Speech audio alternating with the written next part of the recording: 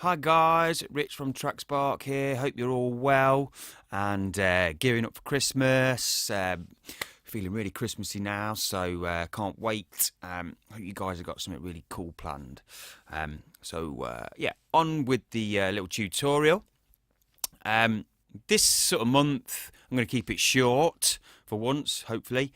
And it's on. I've called it "ReGroove Your Groove," and what I mean by that is, I always think that it's really good to have a more sort of real feel or a live feel to some part of your rhythm element in your tunes. So, for instance, I like to have a live played or a live sounding played sort of hi hat to a lot of my tunes, so that everything's not on the grid and fully quantized. It just gives things a much nicer vibe and a better feel to the tune, and creates and gives it more interest. Really, creates something a little bit more interesting. That's not to say that every single time it has to be, like that. But I often put sort of kicks and snares and things like that fairly close to the grid, but then use percussion or hi hats or something else just to give it a slightly looser feel and create a nice vibe.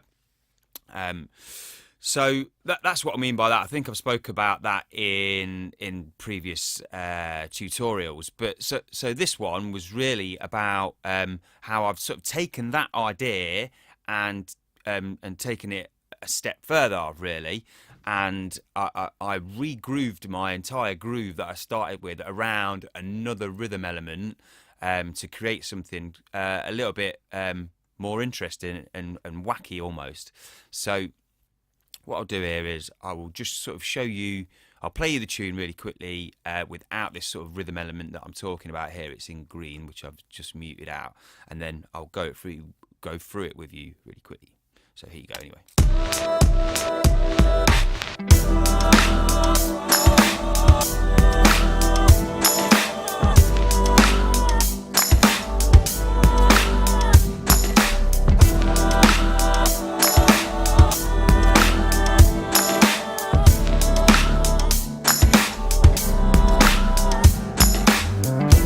Right, so there we go. It's sort of got a bit of a hip hop beat, and you can probably hear in there the beat's a little bit sort of wacky and pushy, pulley, sort of wayward a bit. Anyway, and when I first started this, it was much straighter.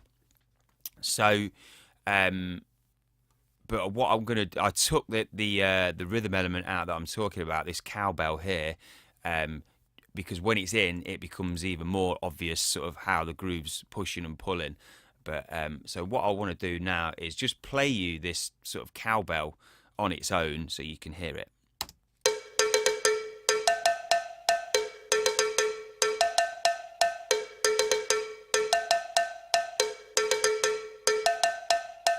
Right, so it's quite weird and, like I say, pushy and pulley, and it's certainly not on the grid. If we go into it here and have a look, if I bring up my sort of quantizer, we can see that nothing's really on the grid, even with its swung. This is obviously with a straight grid now. I've just pulled all the swing out of it, so nothing is anywhere near. But even with when I'm trying to match up a bit of a swing vibe, we can still see that there's a lot of elements, a lot of hits, not quantized.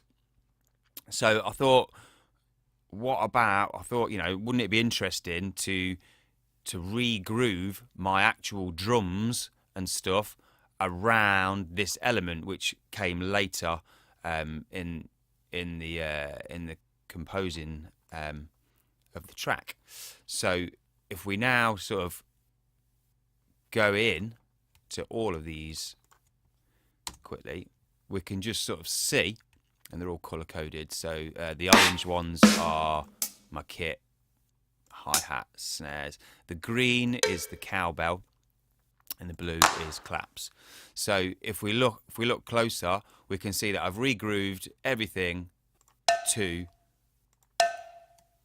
all the hits, sort of now tie in with the cowbell to give the groove that same vibe as the cowbell has. And like I said, it's like a weird, it's almost like it speeds up and then it slows down and then it speeds up again. So it's got a weird off the grid pushy pulley thing. And for me, it just creates this really, really sort of interesting rhythm that it wouldn't have had before introducing this sort of cowbell to it.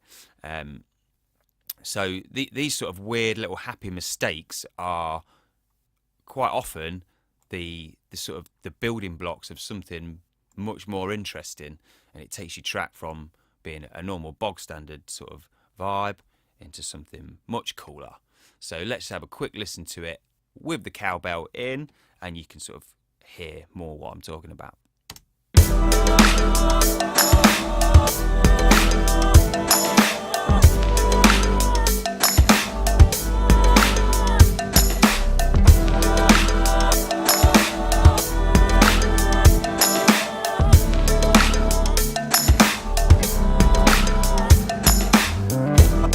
So there we go.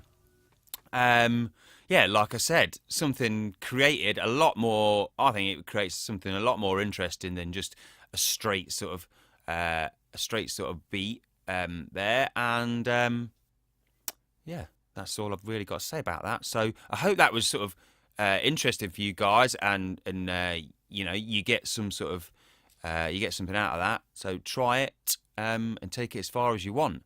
But anyway, guys, have a great Christmas, and I will speak to you in 2019. Cheers. Bye.